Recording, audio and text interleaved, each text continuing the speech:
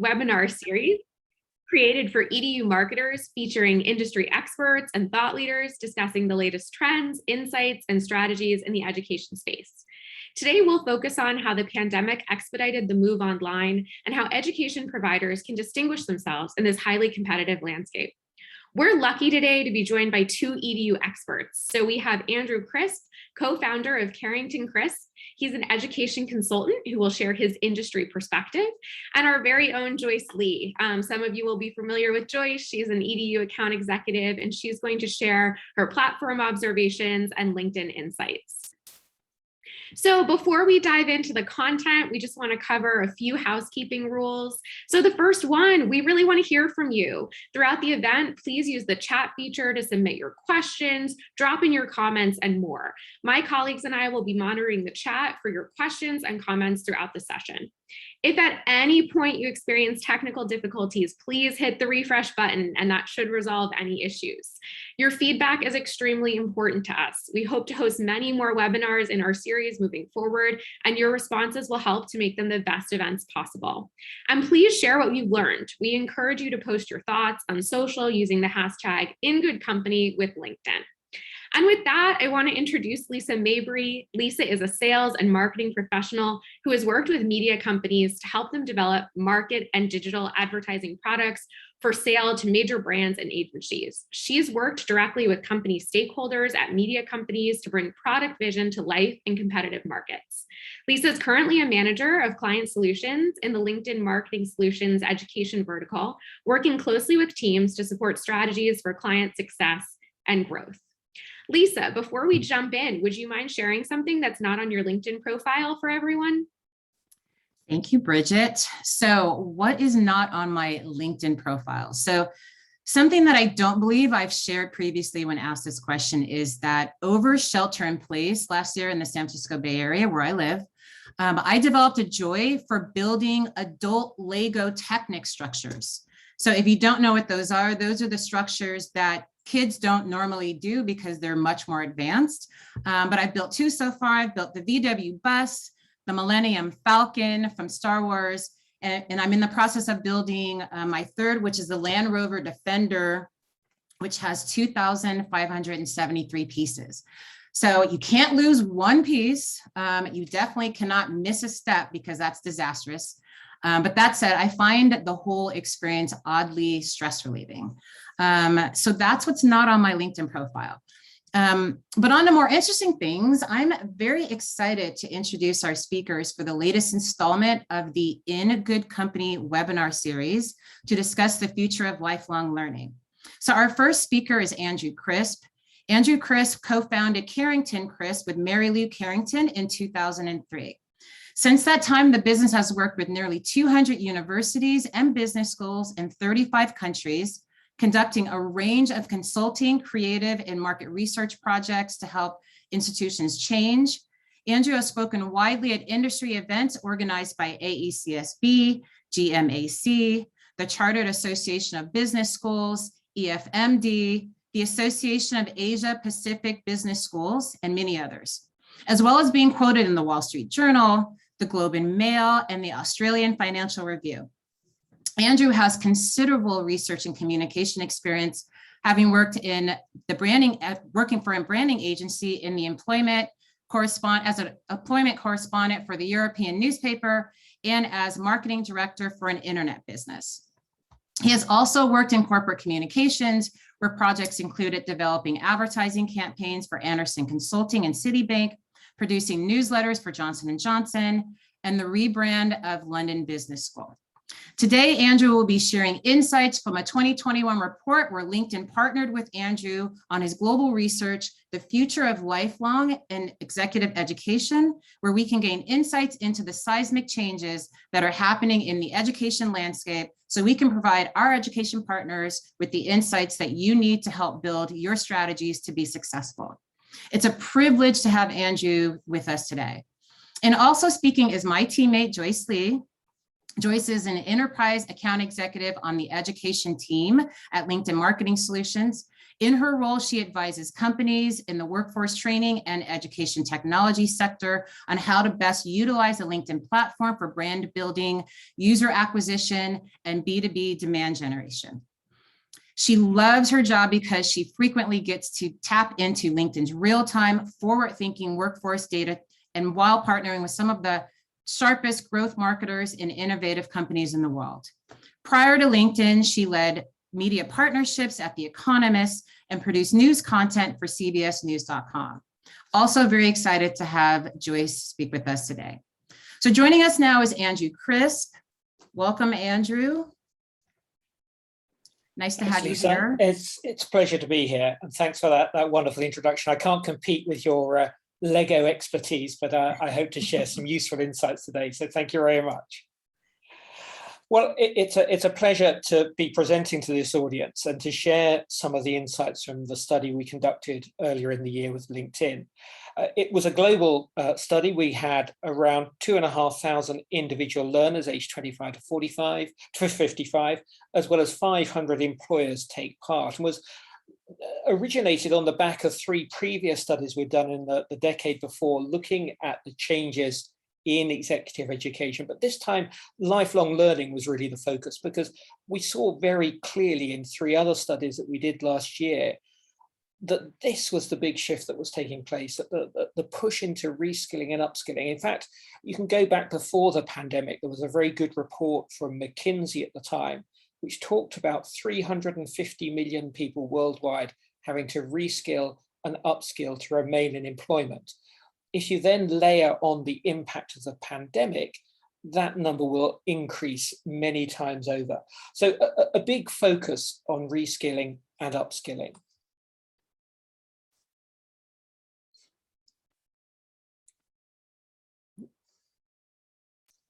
Just a little technical glitch there. So I thought I'd begin just by looking at the big picture. What is happening in the marketplace? And I think this data from HolonIQ is really interesting.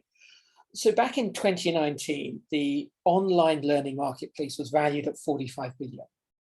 Then at the start of the pandemic, they looked again, and that had gone up to, by 2025, a value of 97 billion. And then just 6 months on from that position, so around about the autumn, the fall of last year, that had increased by another 20 billion. So in just 6 months, the value of online education globally was estimated to have grown almost by another 20%, a considerable jump in the market size that people were considering going forward. And you really don't have to dig too far to understand why that might be the case. You look at Coursera, 2020, quarter 2 in 2020, they added 5 million new learners. You look at edX, the year to November 2020, 161% increase year on year in terms of their users. You look at GMAT data for online MBA applications in the US, up 86% year on year. And that's in a global marketplace where all MBA applications was down by 0.2%. So you can see that transition and the reason for that growth coming through very clearly. And of course, so much of it was spurred by people thinking about their careers, thinking about their development, having time perhaps working from home, saying, what are the next steps? What do I need to do to remain employable and advance my career? And the easy answer, jump online. There were opportunities there for new learning, skills to add, things that were going to make their CV look richer and better as we emerge from the pandemic. And really, we found 6 key messages coming out of the research. So the first one, I think these are probably the 4 least surprising words in the English language at the moment. COVID accelerates digital adoption. Everybody's been at home, started working online, working with their children online. Studying online becomes a no-brainer. Companies found actually when people were working from home, there wasn't a decline in productivity. In some cases, it was an increase in productivity. And it became so obvious to say, let's think about what we can do online in terms of the learning and development of our staff. And following on from that, flexibility and personalization will be at the core of future learning. So rather than, we have a program, it starts on this date once a year, learners were saying, I want this now. I want to learn tomorrow. I want to take the skills I have and apply them at work. I need them now, not in a year's time. I don't need to take a year or 2 years studying before I can go back and say, I've got this qualification. This is my next step. So the way I learn and what I learn for myself becomes much more important.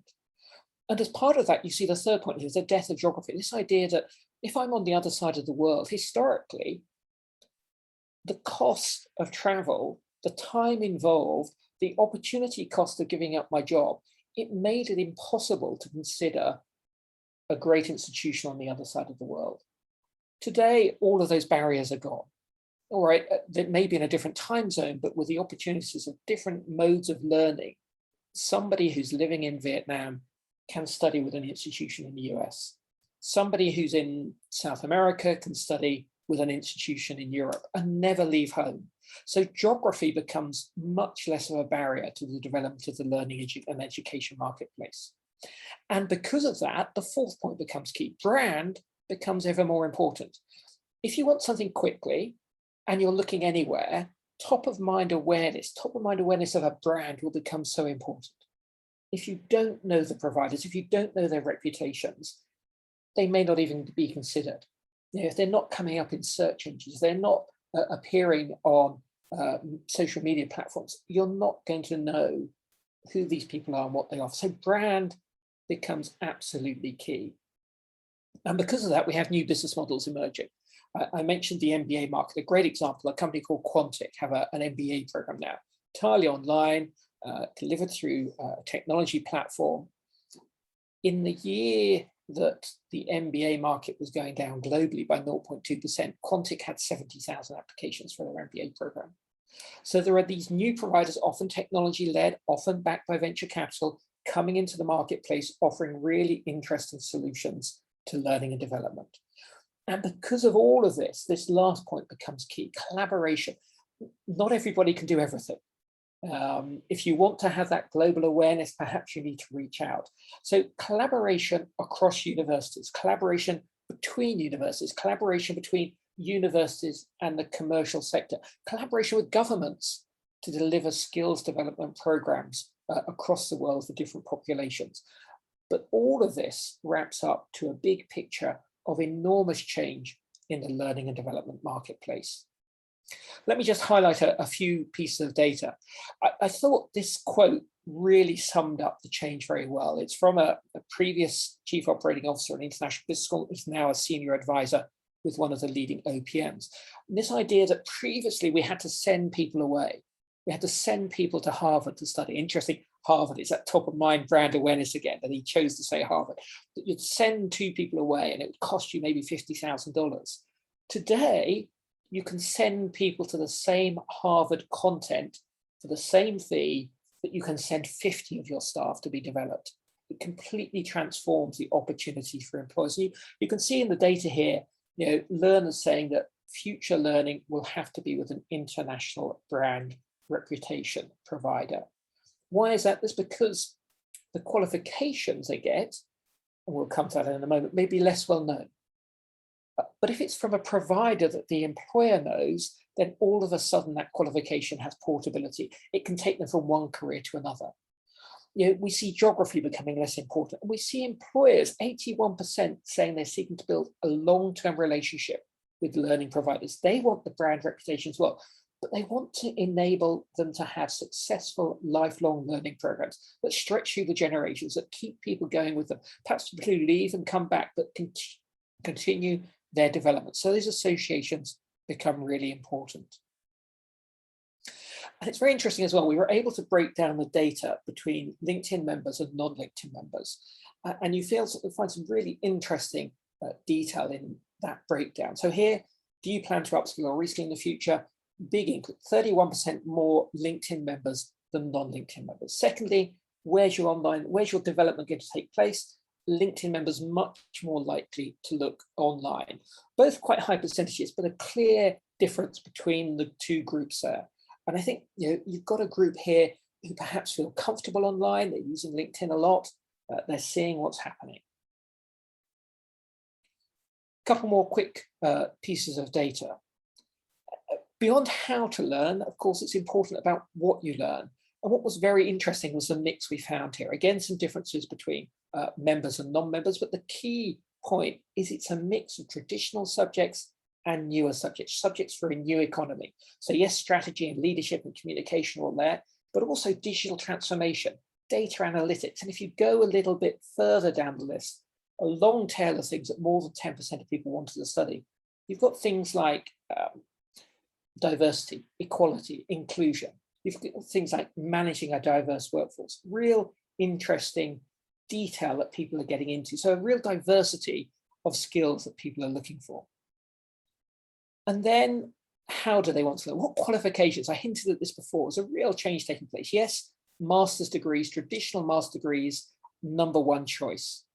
But then after that, diploma certificates, digital badges, then MBAs, executive MBAs, these stackable degrees, micro-credentials, a real diversity of qualifications that are important.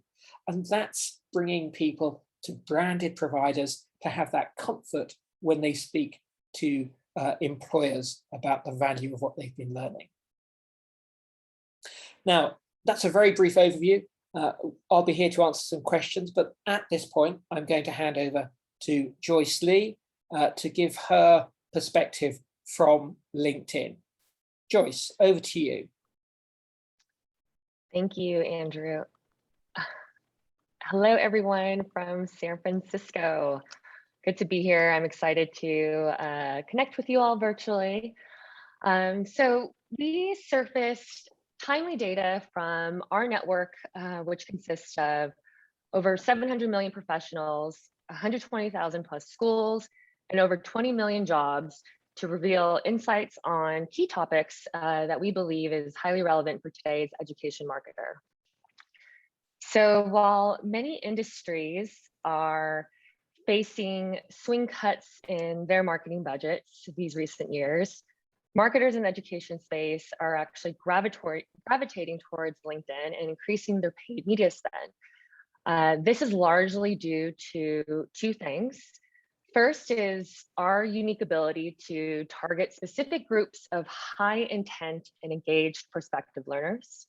And second is the insights we can share to better inform your marketing strategy, your target audience, all with the aim to elevate results and to serve your bottom line. Additionally, when we're looking at the type of programs, or in terms of looking at budget allocation by program, we are seeing that education, analytics, and business programs capture most of our paid media spend, which definitely aligns with the curriculum that Andrew had mentioned earlier.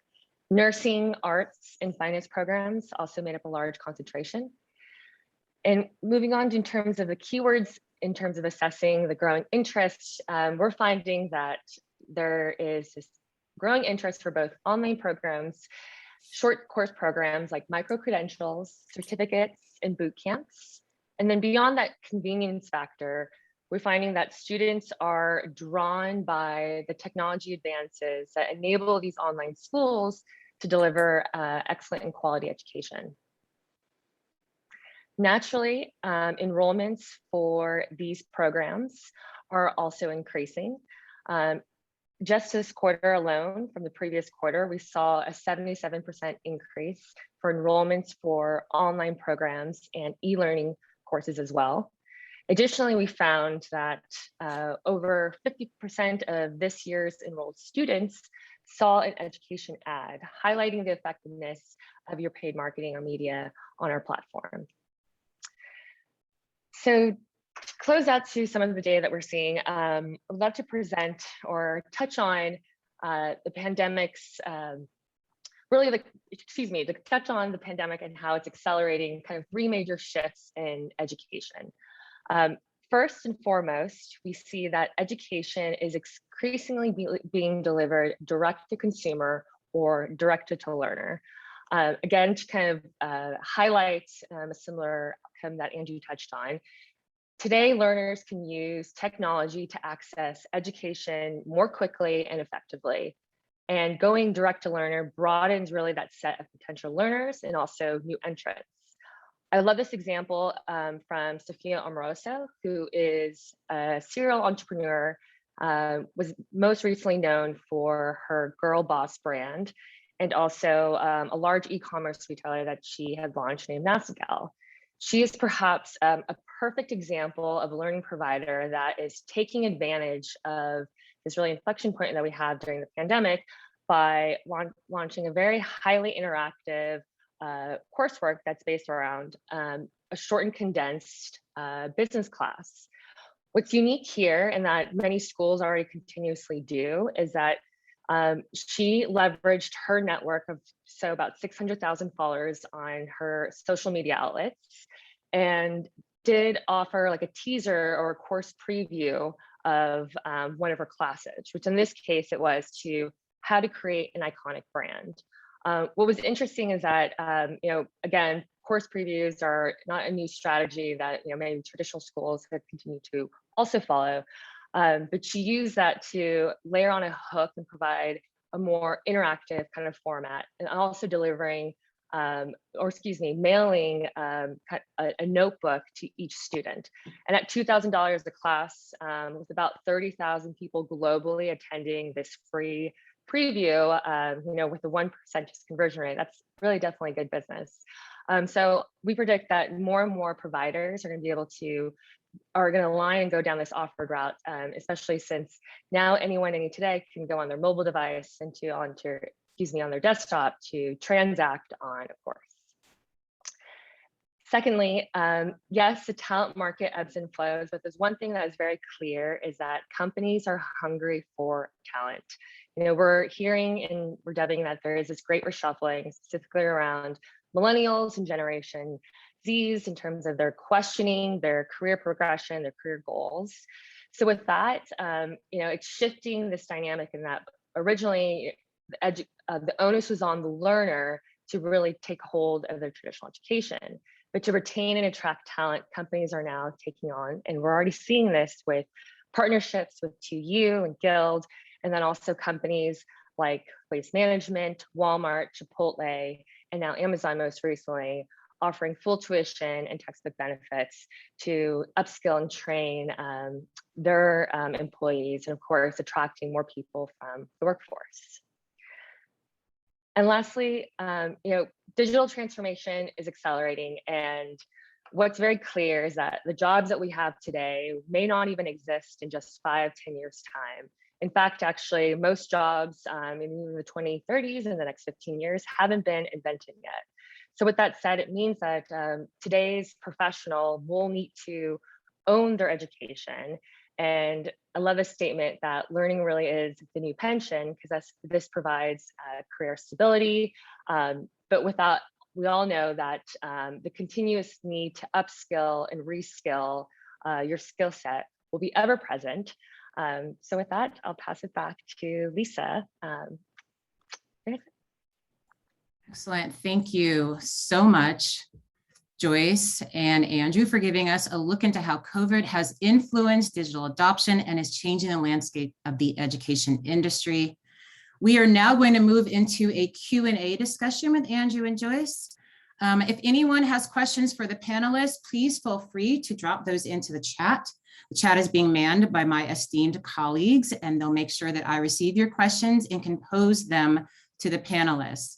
Also, if you have any comments, we welcome comments as well. Drop those into the chat. We'd love to hear what you have to say about what you're seeing so far. So with that, I am actually going to start with a question for you, Joyce. Given that you work with so many different types of clients, and given the trends and the macroeconomic lens, how are you seeing your partners adjust to the new normal? Yeah, I would say first and foremost, there is more of a openness or willingness to test different strategies and approaches to reach a more broadened pool of prospective learners. In terms of opportunities, I think that more and more are going to be heading towards this direction of how can a learning provider or a school or even an employer better connect the dots to articulate that the skills that are needed for a particular job could be attained this way, or also if there's a way for them to even merely translate the skills that they already have to kind of seek that specific career outcome. So I think a lot of that is either executing on clear learning pathways. I find that a lot of boot camps and micro-credentials are doing that well. But also, it's also going to be, again, on the employer to help articulate, with existing talent, how to best leverage their current skills and move in different directions in their career.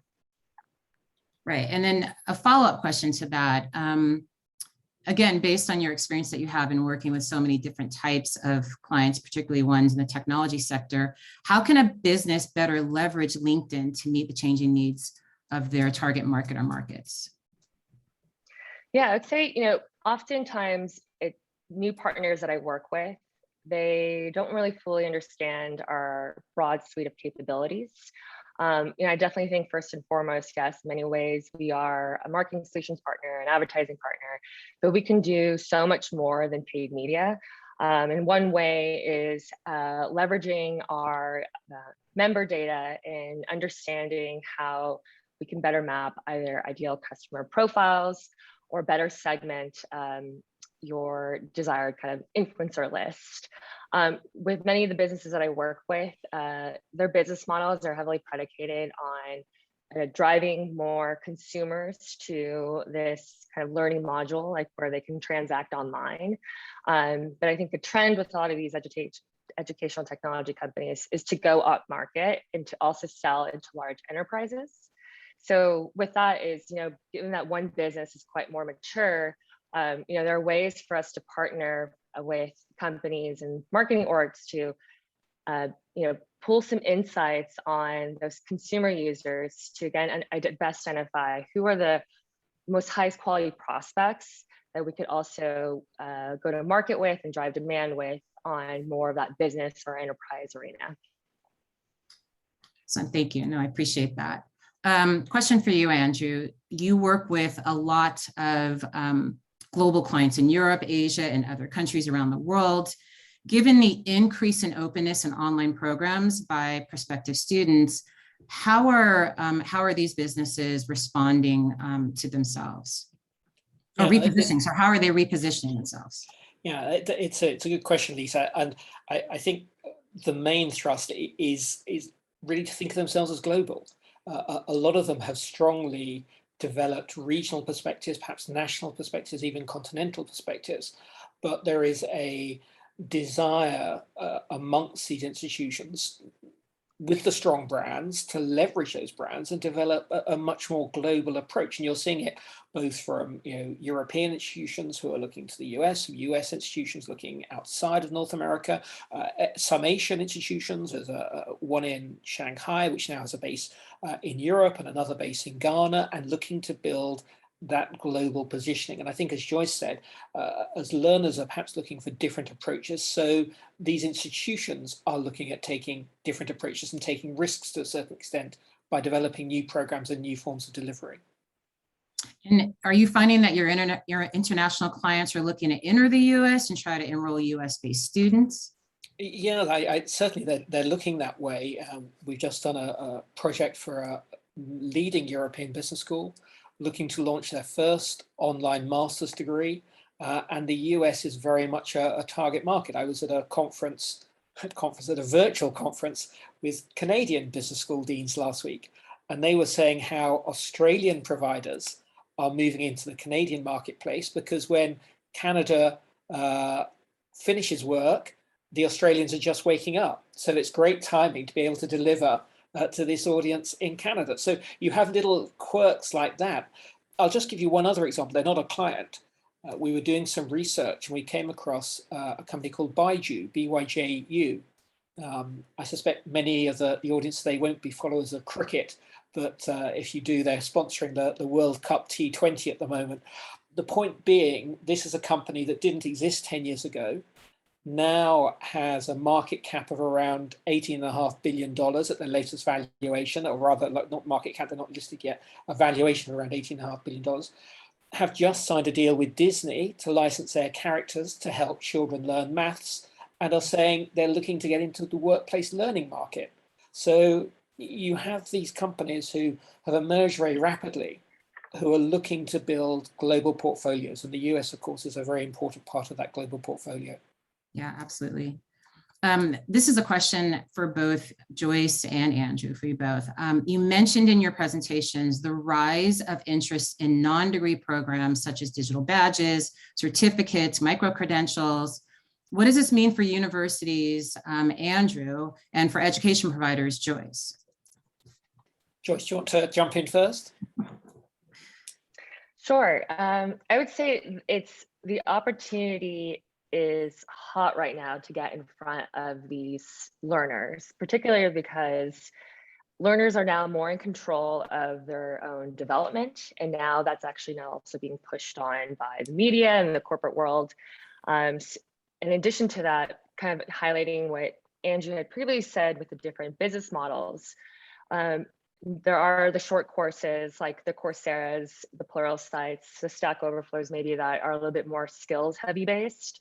But then there are also other offerings that are more kind of enabling around the financial agreements. So like income sharing agreements where a student can enter like a boot camp type of career immersive program and expect to get a job out of that and share a cut of their first salary to that learning provider.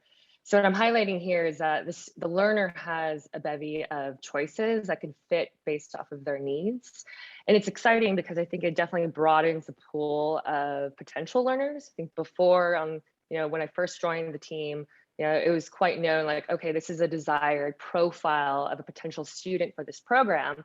But today, someone could be a barista, and then get inspired either by their TikTok or YouTube about to learn, a specific job, and then they could be like a tech sales development representative by onboarding and spending about a couple $1,000s on one of those career immersive programs, go in seat a couple years later, then develop an interest in cybersecurity.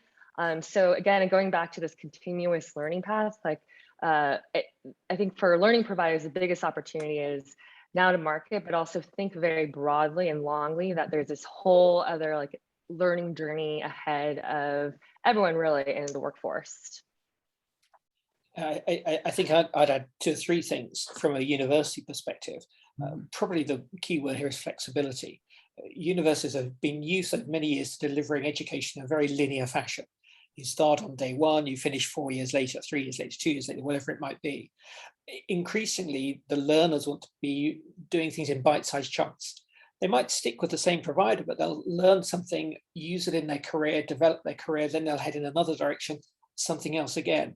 And so our university is able to manage that break up into little pieces of longer curriculums. The other thing that's important, I think, is do they have the skills? Do they have the people to deliver B2B relationships with employers? Because dealing with a 55-year-old chief executive is probably very different from dealing with a 16-year-old thinking about an undergraduate degree. So that's important. And the other side of that, do they have the staff with the skills to deliver these programs? Again, teaching an 18-year-old and teaching a 55-year-old, very different sort of experiences. And in all of this, perhaps the most important thing, I think, is how they're thinking about their alumni. Alumni have been incredibly important as a source of fundraising. But actually, alumni are now your future learners. They're not your past learners, they're your future learners. And building that relationship to keep their engagement, to tell them that you've got something more to offer as their careers develop is going to be incredibly important. No, I agree 100%. I would have to just do a +1 on Andrew's point, how marketing or speaking to a leader who's keen on developing their reskilling or upskilling initiatives within their organization versus someone who's maybe 26 and looking to switch careers. I would say that's often a pitfall, if you will, that I witnessed with a lot of the companies that I partner with, and that they are either looking to emulate strictly their student recruitment efforts with their more like B2B centric type of demand-driven initiatives. And I find that that never really is successful because the buyers are totally different. And if you think about in any large enterprise, there are many different influencers that are in that table considering any type of new software or learning investment. And additionally, on top of that, we're finding more and that learners, and this is more specifically in technical roles like in software developers and in the IT and engineering professions, they actually now have more discretion to purchase their own kind of learning tools or supplements. So many of these individuals are using products like Stack Overflow, Pluralsight. So it's a total different kind of beast, and, but there is a lot of crossover in the marketing principles that we'll want to follow. No, I appreciate that additional input on that. In the study that and in your slides, Angie, you showed that we've seen what individuals want to learn, but what skills are in demand from corporations, and are these skills, are the skill needs shifting? Are you seeing a shift in that? Yes, I think we are very much, as we hinted at, in what individuals are looking for. There's quite a good overlap in terms of what employers are looking for, but top of employers lists are not surprisingly change management, digital transformation, diversity, equality, inclusion, interestingly, global mindset, and also ethics and ethical behavior. We've really seen in a lot of our studies the rise of these sorts of issues, particularly digital transformation, ethics and diversity, over the past few years, partly driven by the relationships that employers have with their customers, their consumers, partly driven by their employees saying there needs to be change, we need to go in this direction, and partly driven by society as a whole changing direction and going in different ways and highlighting perhaps particular issues that haven't been there before.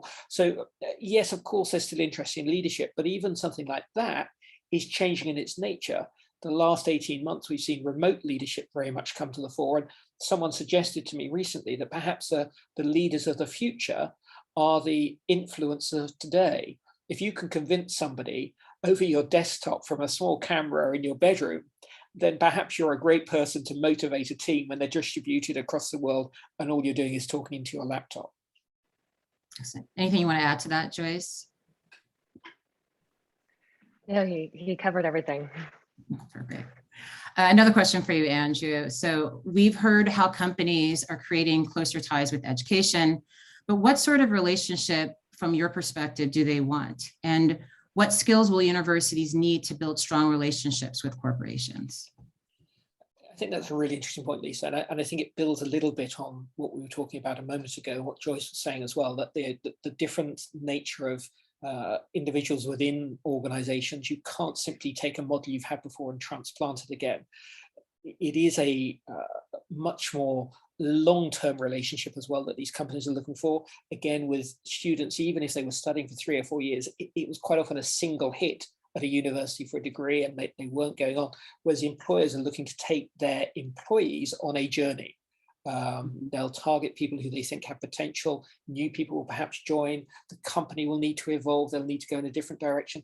So they'll want a branded relationship quite often still. They'll want to work with the top providers, but they'll want to be certain that they're being treated as customers. You know, they're getting people who are interested in their organizations. They're getting people who have the thought leadership, the research to back up what they're saying, but can also deliver in this modern environment of flexibility, you know, who can react to their needs, who can, dare I say, predict their needs to a certain extent because they see the wider context of where business and society are evolving. So there is a shift in terms of the sort of skills that are required to deliver that successfully.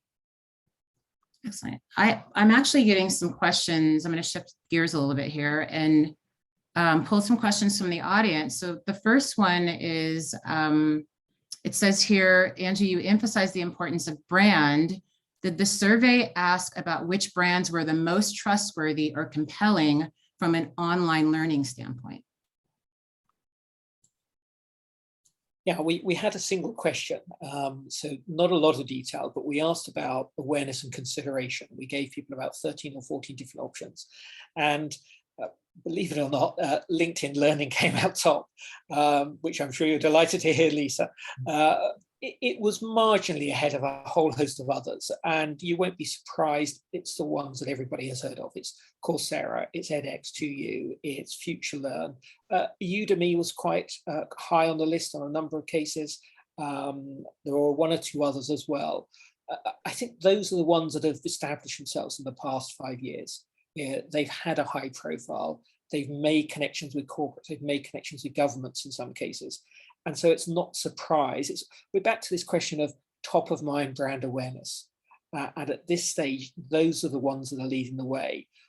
But given what I said earlier about somebody like Baiju coming in, there will be new people who will quickly grow into this marketplace, and perhaps in particular niches, particular skill sets will be really important. Joyce, anything you want to add? Yeah, definitely. I would say like the opportunity is to clearly distinguish or pathways of that brand building efforts that you're looking to develop, either if it's purely for like the consumer engine or like Andrew said, from the business side, and then having an understanding within the organization that they're looking to sell into, what is the current like level playing field of skills of the workforce. I think right now, many L&D leaders, while the spotlight is on them and they're getting executive backing for new budget, they're still in like collection mode of understanding what is the current kind of skill gaps of not only of our employees, but specific functional groups within our organization. So I don't necessarily think that it's going to always be like a one size fits all in terms of learning. And I kind of what Andrew is saying, the new entrants, I think that'll be exciting to see are those that have very specific kind of niche offerings, whether if it is specifically to the developer audience or those specifically to like customer service or support. I find that that is going to be a good kind of a good area to kind of keep our eyes on. And then additionally, similar on the consumer side, like going back to that example of Sophia Amoroso, I think what she did was brilliant because she understood her core audience are female, Gen X, millennials that are looking to develop themselves professionally. And she nailed that. While I think many other traditional institutions are, they would love more female applicants. So how do you kind of match that to? I think one area is building the brand, leveraging your alumni that fall within the same personas that you're looking to go after. Yeah, I think I agree that brand building is increasing that consideration kind of bit to specific audiences, I think is one area that many learning providers should focus on. Great, nice. Another question from the audience.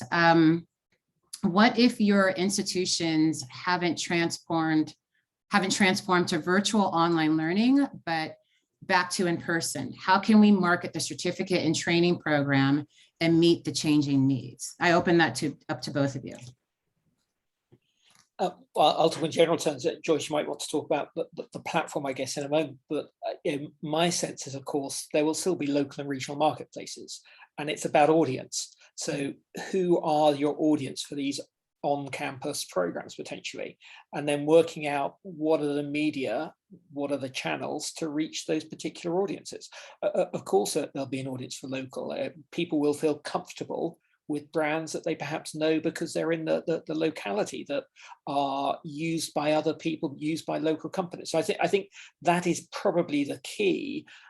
But I'd say that even with those on-campus face-to-face programs, utilizing the resources that are there online to supplement, to make that learning experience richer and deeper, is an absolute must to my mind, because that's where your audience are getting a lot of their information, a lot of their ideas, a lot of their learning from. So use them to your benefit to extend the scope of your programs. I'd add that while you're formulating your strategy to market any specific certificates or training programs, it'd be useful to look at our economic graph data. And on a monthly basis, we report on labor market trends and where there are perhaps like supply and demand kind of gaps within specific skills in specific regions across the United States. So that might be one kind of illuminating point if you're looking to go beyond just your kind of core DMA that your school operates within. And I think, again, like most marketers, all value efficiency in any of their kind of their investments. And I find that kind of going into more like data-backed type of strategy approaches like that, you can find pockets of efficiency or just that white space that maybe has yet to be exploited, and do some testing to elevate your brand, and again, in different markets. Another question from the audience. Are you seeing any different trends between B2C higher education, i.e. person looking to further their own education, versus B2B higher education, a company looking to upskill their employees? And has COVID related trends, this is related to COVID trends or otherwise?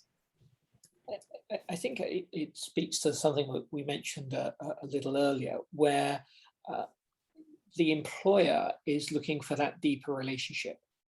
The employee, the individual, is happier to jump from one to another. We're back to this brand awareness issue. You know, if I see somebody, a little bit like the example that Joyce shared, you know, if I see somebody who I follow on Instagram who's developing an offer or a product, and it's right for me, yes, I'll jump in, I'll have a look, particularly if there's a free taster session. The employer is likely to want that longer relationship. Brand awareness is still important. Perhaps it's a bit of a shift more towards brand values and a brand match, if you like. But the employer wants somebody who's going to be there for the long term, take their employees on a journey to develop with them, who can share their own insights from research, from thought leadership, from other sources. So yes, there are differences there. The COVID piece, I'm not sure it changes that much in this particular area. Other than to say, you know, back to this message I had at the beginning, flexibility. You know, I want people who can deliver almost at the drop of a hat, who quickly change direction for us. So there's a really good quote we had from an African business team who compared employers a little bit like the tango. He said they're moving forward, but there's uncertainty and they may suddenly change direction. And I think that's a great analogy for where we see employers, and therefore they need larger organizations who can cope with that sudden change of direction. Joyce? Yeah, I would echo Andrew's point on the longer term relationship aspect when looking to solidify any type of deal or agreement with an enterprise company. And I think more and more we're going to see like education as a benefit, which Guild is definitely one company that very much offers. And I think what they do well is that they are able to provide a platform and offer like scaled learning to mass employees, like to McDonald's and Disney's, and giving them, those employees, like high access to high quality education. So I think with that, it's a total different like mindset. I think that with COVID though, that there is that attention from the C-suite to prioritize reskilling people in their teams. So I think that's one unique opportunity that's posed itself right now. But on the consumer side, you know, I think one thing for certain that I see numerous studies or research, like word of mouth really is one big kind of direction or indicator of why someone signs up for a particular program, and also that institutional brand awareness. So if you don't fall in either of those buckets, I mean, I would try to figure out how you can kind of immediately create some groundswell there, either by leveraging your existing cohort or past alumni. Case studies or student success stories are always big, and then leading with that. Perfect. More questions, really good questions from the audience. So this is for Andrew and Joyce. For US, UK programs that are succeeding internationally, how important to their success do you consider offering courses in non-English languages? Big question. Yeah, look, it depends on where your audience is, but our experience has been with most of our international clients that they're using English. They're providing tuition in English. When students have been traveling, you look at where the international student flows have been, US, UK, Australia, Canada, it's largely into the English-speaking countries. And so even if you're doing things remotely, English again tends to be to the fore. Of course, there are some exceptions, Mandarin being an obvious one, Spanish perhaps in Latin and South America, but by and large, we see English still being the leading language of tuition. I would agree with that. English is, I think, widely now known as like the global business language. In fact, I think a lot of international companies are investing in corporate language offerings that are like the enterprise kind of extension of a Rosetta Stone, you know, or an equivalent to that. Babel, I think, is one. So there is, I think, an overall investment to improve that language set of their international employees. I haven't seen too much of the other of promoting specific programs in native language beyond just maybe like promoting the learning of a language. Excellent. But things Another could question. change. For Andrew, is there any kind of quality control from a credentials or short courses standpoint? Not really. The short answer, so there's an interesting project going on in Australia at the moment. It's a 2-year project looking at exactly this issue. And so I think people are aware of the issue. But you know, I did a presentation recently and we described it as the Wild West. You know, there's a little bit of, you know, what is a certificate? You know, is this a certificate of completion? Is it a certificate of attendance? Is it a formal postgraduate certificate with an academic heritage to it? You know, all of these varieties, and quite often you'll see certificate offered on a website, and you really have to dig down to find out what it's all about. So the real standard is back to this issue of brand. If I get a certificate from Harvard, whichever of those certificates it is, it's got the Harvard name behind it and it stands for something, and you have a certain expectation of quality and content. Whereas if I get a certificate from, you know, another provider who perhaps I haven't heard of, or I have to go and find them online, then that's a distinguishing factor at the moment. So I suspect there will be, maybe not globally, but certainly in different marketplaces, a degree of quality control that goes into these new types of qualifications. But largely it's going to be driven by experience, case study, and if a company says, we use this, we developed our people here, and this is the outcome, providing that evidence is going to be so key for people who want to sell programs into this marketplace. And then also sort of piggybacking on that, what's the opportunity to emphasize value impact of a specific organization's course or courses?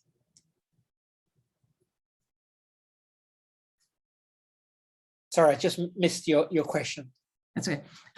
What's the opportunity to emphasize value impact or impact of a specific organization's course or courses?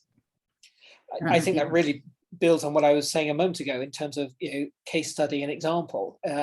One of the hardest questions in the executive education marketplace has been measuring impact. Mm-hmm. You know, if you send your staff on a development program, how do you measure that impact? If you say, well, the company's more profitable or our revenues have gone up, well, that could have been due to a whole host of other things. What is really interesting, I think, is how AI is being used in learning and development now. So it can track individual learners on programs. It can see where they're struggling. It can suggest differences. It can suggest the next program, a little bit like a Netflix. Once you've watched something, would say, why don't you watch this? We think you'd like it. So AI can be used to look at people's training development needs as they go on programs to say, and this is perhaps the next one. If you want to be a director, this is the next program that you want to go on. So I think there are greater ways and greater opportunities to assess and measure and value, but there's still a long way to go in that market. Agreed. I think we have time for just one more question. For Andrew, so based on your years of experience in education research and the report that you just completed, what stood out the most as the greatest change in thinking from pre and post pandemic? Wow, enormous questions. I guess it's simple as, you know, almost the art of the possible.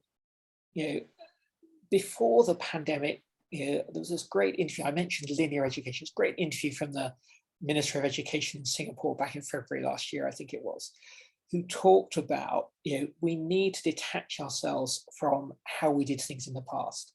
You know, the future might be, and then he talked about the National University of Singapore, enrolling students as undergraduates for 20 years. It didn't mean they were going to be at university for 20 years, because they might even just do 2 years in undergraduate program and then go to work. And then they'd come back in 3 years and do a little bit more studying. And then they'd go off to work and come back and do the first module of a master's. It would, all of that is possible. You can track that, you can adjust that. It means what you're learning is relevant to where you are with your career and is taking you on that learning journey. Of course, some of these things were possible before the pandemic, but people didn't think about them in the same way. And I use an image, think differently. I use it in a lot of my presentations. I think that is the key message when it comes to the development of the learning and education marketplace. Joyce, anything? Anything you want to add to that?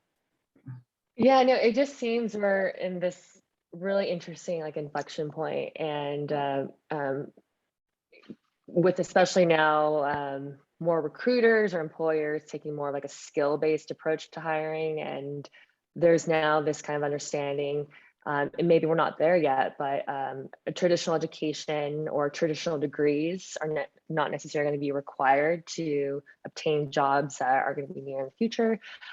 So what does that mean for the learner and the learning providers? And I think it's just a matter of how to kind of seize the opportunity that's ahead of us and get those brands out there and, get those messages clear, and, the opportunity is hot.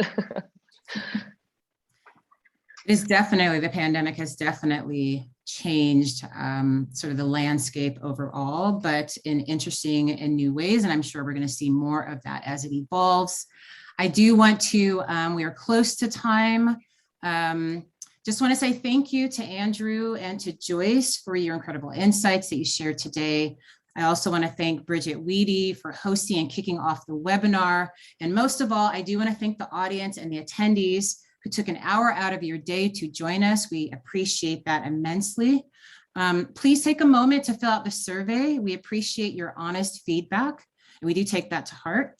If you have any additional questions that were not answered today, your account team will follow up with you.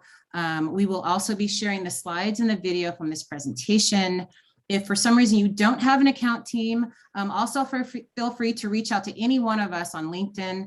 I'm Lisa Mabry. Feel free to reach out to me. I'm happy to answer any questions that you have. Keep an eye out for announcements on future webinars brought to you by LinkedIn. We are going to be developing more in this series. And thank you again, everyone, and have a fabulous rest of your day. Thank you very much, Lisa.